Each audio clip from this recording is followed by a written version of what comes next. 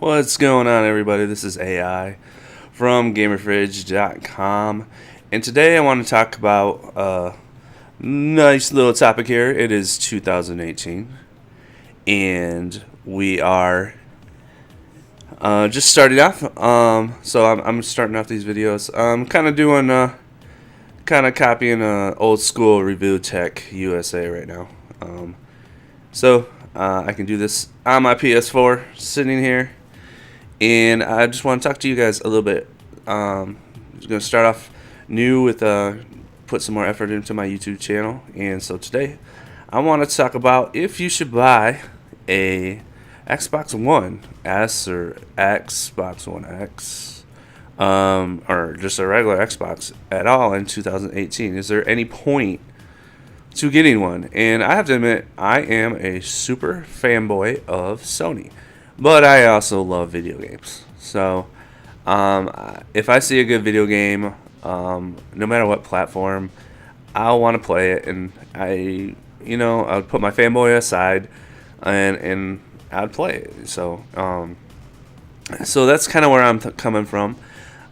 So you can put your hate in there. Oh, you hate on Xbox if you don't like my opinion. But you know what? I really want an excuse to get into the Xbox world, because I've never owned an Xbox, and I've never owned any Microsoft game system, so none of the Xbox series. So I'm just trying to justify it. We recently purchased the Switch. We didn't have we had the Wii. The Wii was cool. I really like the Wii now that it's hackable, but didn't get the Wii U. Didn't see a point in the Wii U. We had the PS3, PS4, and then we have GameCube. I have an N64, so I had a lot of Nintendo stuff, but did not buy the Wii U. So, but the Switches so far, we're liking the Switch. We're liking the Switch a lot. Got Odyssey, Mario Odyssey, and Zelda.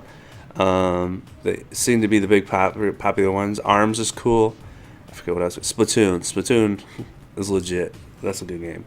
So we're having fun with the Switch. So I'm starting there thinking, is there a reason to get the Xbox One? Since I've already had the PS4, I already have the PS3, and so a lot of those older games that like even the 360 would have, I already have them. So I started thinking about it, and I can't. And the biggest thing you'd buy an exclusive would be exclusives. Another system would be exclusives. I mean, the reason why you buy a Switch, because the only one place you can get Mario, only place you can get Zelda. There's a couple other like Donkey Kong, and I'd love to see a new Punch Out for them. And I'm trying to think.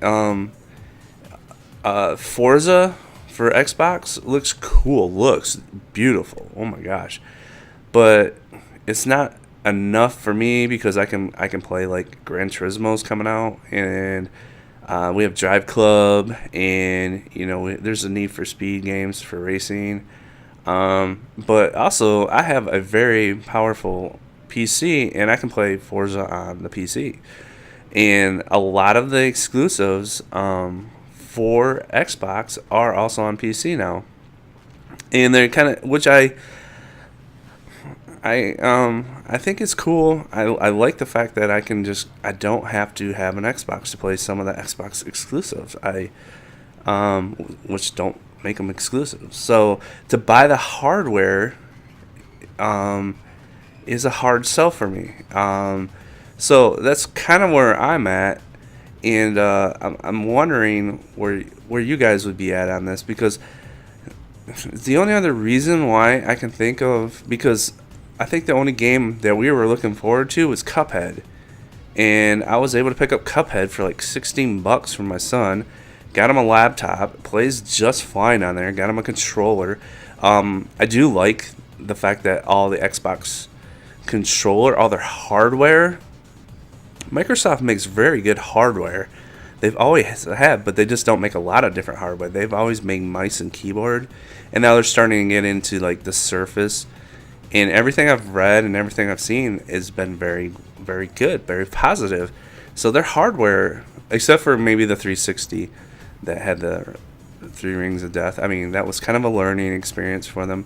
But besides that, I think their hardware has been top notch. And the Xbox One X looks beautiful. I mean, from everything I can see, is the most powerful console ever made. I'm like, okay, this is legit. And the one thing that was getting me interested in it is they were talking about backwards compatibility with like Xbox One games, and not original Xbox games. I hate that name, but so I'm like, now that might pique my interest. If I could get one box and get all of the Xbox games from day one, I'll be interested in that. That's because those are exclusives. Those are games I can't play on the PlayStation platform. So that is it. But then I couldn't read it. So that would maybe help me decide to get one. But $500 to do that, it's gonna have to come down. It's gonna have to come down to at least $300 before I even think about it. And eventually it will. I mean, PS4s now we're hitting below 200 during Black Friday and during Christmas season, ridiculously priced. I think I paid like $700. I have the Batman exclusive one from a couple years back, and I love this machine. So that is where I'm at with that. The only thing that would turn if I wanted to get a 4K TV, I might be interested in just maybe an Xbox One S. I was watching a YouTuber that made me think of it. He's like, I would just bought about Xbox One S just for the like 2 games and then the Blu-ray the Blu-ray HD player. So I'm like, that might turn, if I get a 4K TV, which I probably will sooner or later. I think that would make me think. I mean, at least I can get, because you can't really get 4K.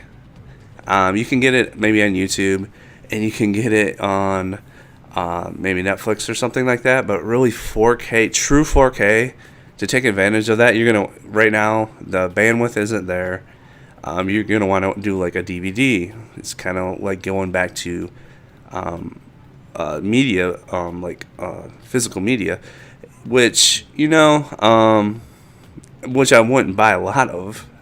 So it's like, is it worth it? Is it really worth it? If I want to, and the funny thing is, the whole transition, the reason why I went PlayStation in the first place, because when PlayStation 3 and Xbox 360 come out, for all the research I was doing, I was leaning towards 360.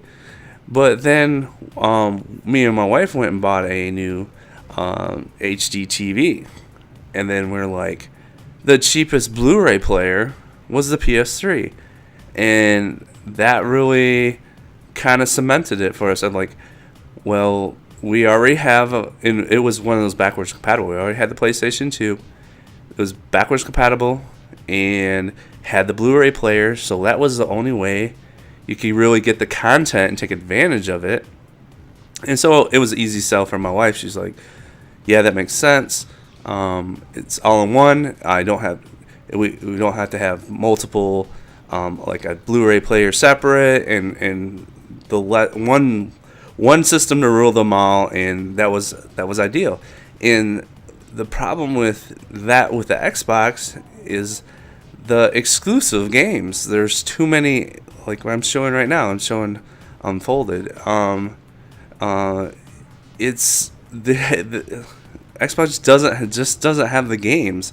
I mean, they have Uncharted, they have Ratchet and Clank. There's just so many Sony games. The Last of Us, and a bunch of other games that people are into, that the Microsoft just doesn't have. And like I said, Cuphead was the one, And even they had Titanfall at first, and that was one game, but I was able to get that on the PC too. So it's kind of like, is it really worth getting the Xbox One? Right now, I can't justify it. Like I said, if a 4K TV came out, I don't understand why Sony didn't come out with a PlayStation 4 with a 4K Blu-ray. If they would have done that, it would be a no-brainer just to get the Pro. So, yeah, because if they did that, I wouldn't even think about Xbox. It wouldn't even be on my mind. But since they didn't, that's kind of doing it that way. But then you can get the media files and just play them. So it's interesting. So I'd like to see what you guys think. Like, subscribe, leave your comments, and just start a discussion. Like I said, I lean towards Sony. I'm not gonna lie. But it'd be interesting to see what you guys think. It was my thinking totally off. Can you come up with a different reason why I should pay attention to Xbox and maybe give it a shot? So we'll see you next time. Thanks. Bye.